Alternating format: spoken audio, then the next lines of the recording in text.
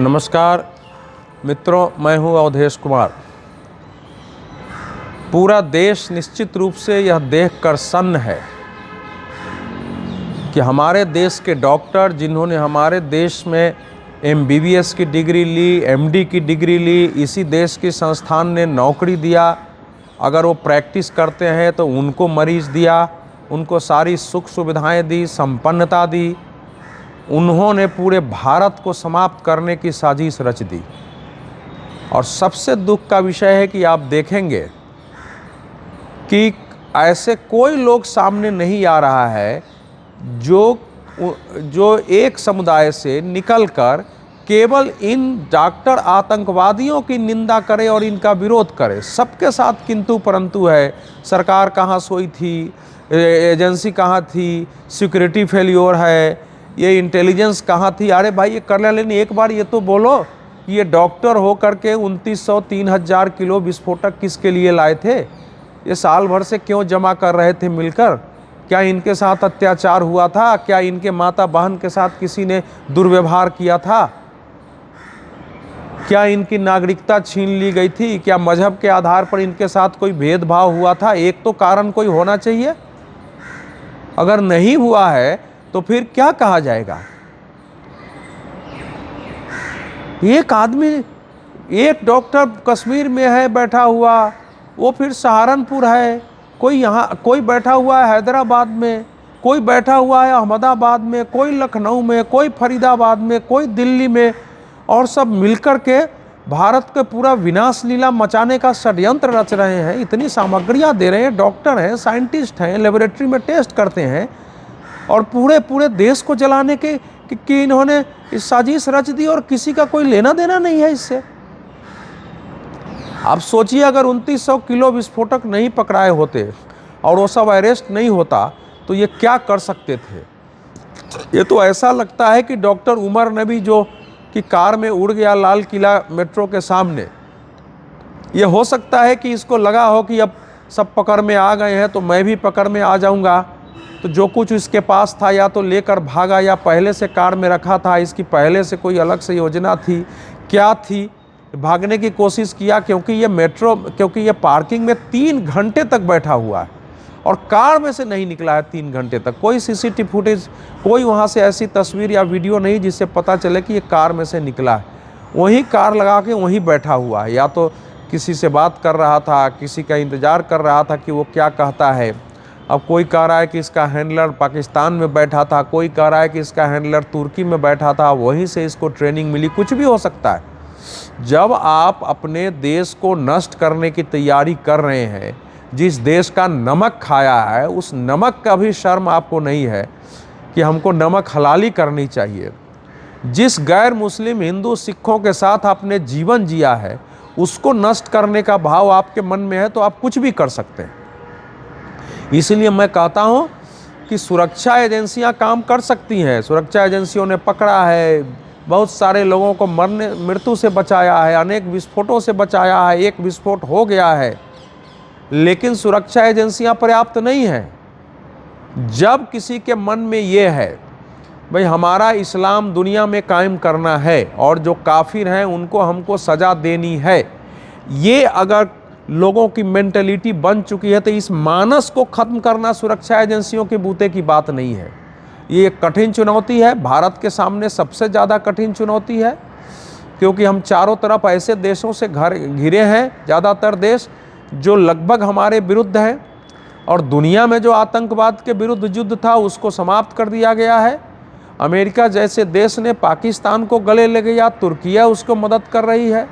Asif Munir, general Asif Munir, अगर वो कह रहे हैं कि हिंदू मुसलमान हिंदू के साथ नहीं रह सकते और कलमा की बुनियाद पर केवल मोहम्मद साहब ने एक मदीना राज बनाया और दूसरी रियासत केवल पाकिस्तान है, कश्मीर हमारे गले की नस है, तो फिर ये सारे मुसलमानों के लिए ये उनका दायित्व बन जाता है कि उस गले की नस को जो है वो मुक्त करा दें यहाँ भारत से, उसके लिए लड़े मरे, भारत को ध्वस्त करें।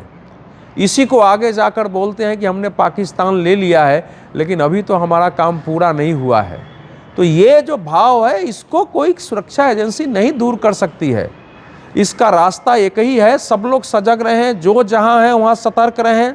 कौन हमारे आसपास क्या कर रहा है, कौन हमारे लिए विनाशकारी हथियार बन के खड़ा है, कौन गाड़ी में कहाँ क्या चल रहा है, 24 घंटे सतर्क रहने की आवश्यकता है। सुरक्षा एजेंसियों को भी सतर्क रहना है, उनको भी बताना होगा। आप सोचिए ना कि ये जो डॉक्टर मुजम्मिल है फरीदाबाद का, ये अगर इतना विस्फोटक जमा कर रहा है और वो विस्फोटक लेकर और वो किसी के घर में जमा कर रहा है, वो गांव बता रहा है कि उसने किराए पर घर लिया, इतना जमा कर रहा है, किसी ने उससे पूछा नहीं कि क्या जमा हो रहा है, किसी ने उसको रोका टोका नहीं।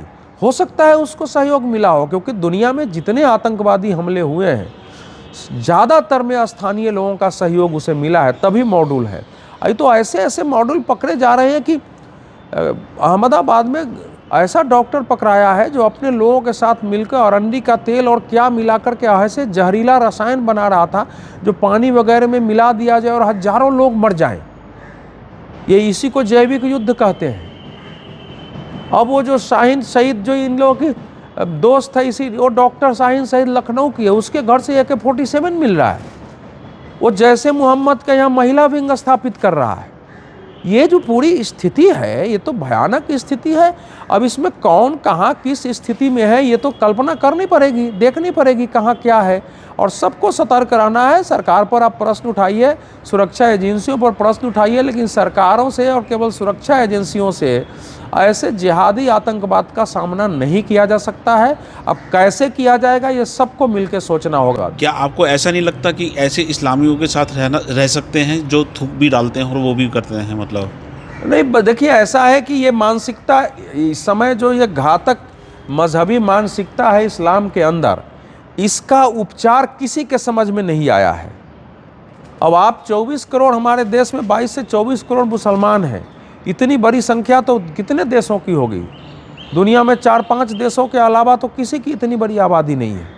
तो इतने बड़ा समुदाय के अंदर कौन इस प्रकार से कर रहा है, कौन भोजन में थूक डाल रहा है, कौन भोजन में पेशाब डाल दे रहा है, कौन कहाँ क्या कर रहा है, ये पता लगाना बहुत कठिन है। इसका कोई रास्ता नहीं है, अब वो रास्ता निकालना पड़ेगा। उनको गाली देने से समाधान नहीं होगा। 4 लोग मिल करके जो हम कुछ और बोल देते हैं, कर देते हैं, खड़ा हो करके कोई यूट्यूब चैनल पर बोल देता है, वो समाधान नहीं है। समाधान तो एक ही है कि हिंदू समाज, गैर मुस्लिम समाज अपने आप में संगठित हो और उस पर विचार करे कि कैसे हो सकता है। सब मिलकर सतर्क रहें, मुसलमानों के बीच भी जाए, संगठित होकर के जाएं उनके बीच, जो उनके बड़े नेता हैं उनसे बात करें कि आपके यहाँ क्या हो रहा है, इनको रोकने की कोशिश करिए। जहाँ संघर्ष की ज़रूरत है वहाँ संघर्ष किया जाए, जहाँ कानूनी एजेंसियों की आवश्यकता है कानून से मदद ली जाए, जहाँ समाज सुधार की ज़रूरत है समाज सुधार किया जाए। आखिर उनमें भी शांति का चाहने वाले कुछ लोग तो होंगे जो हम ठीक ठाक से रहें। तो ये दुनिया के लिए चुनौती है। अब इसका क्या उपाय हो सकता है ये अभी समझना ज़रा कठिन है, क्योंकि हमारे देश में तो जो भी मुसलमान हैं ये सब अपना धर्म बदल के ही बने हैं, चाहे 5 पीढ़ी 10 पीढ़ी पहले इन्होंने बदला है। अरब से आने वाले कम ही होंगे यहाँ, और कुछ होंगे तो उनकी संख्या भी उतनी ही होगी, लेकिन ज़्यादातर हमारे यहाँ के ही लोग हैं। और हमारे यहाँ के लोग एक मजहब में जा कर के देश विरोधी हो गए, अपने पूरे हिंदू समुदाय के विरोध हो जाए, काफिर मार के इनसे बदला लेने, काफिर मान कर इनसे बदला लेने के लिए काम कर रहे हैं, तो इनसे कैसे आप बचेंगे? इसका तो अलग से ही कोई विचार करना पड़ेगा। मेरा तो अभी इतना ही है कि सब लोग सतर्क रहें, सब सजग रहें। हमको संबंध सबसे रखना है, क्योंकि संबंध छोड़ देंगे तो क्या करें और पता नहीं चलेगा। संबंध सबसे भी रखना है। अगर थोड़ा संदेह होता है तो उनसे बात भी करनी पड़ेगी। बहुत लोगों को अपनी जान भी इसमें देनी पड़ सकती है। ऐसे संघर्ष बगैर बलिदान के, बगैर मरे हुए और अपना सेक्रीफाइस किए हुए केवल सरकार की बदौलत नहीं हो सकता है। आज ये सरकार है, कल दूसरी सरकार आएगी। एक सरकार ने तो हमारे देश में खड़ी थी, उसने मोहम्मद पैगंबर साहब के नाम पर छुट्टी घोषित कर दी, जबकि अरब कंट्री छुट्टी नहीं करते हैं, क्योंकि वो उनका जन्म मानते ही नहीं है। लेकिन हमारे देश में उनके जन्म दिवस की छुट्टी घोषित कर दी थी BP सिंह से। तो हमारा देश ऐसे चलता है। इसमें कोई रास्ता समझना बहुत कठिन है, लेकिन रास्ता तो निकालना ही पड़ेगा, और वो रास्ता हमको आपको ही निकालना पड़ेगा। बहुत बहुत धन्यवाद।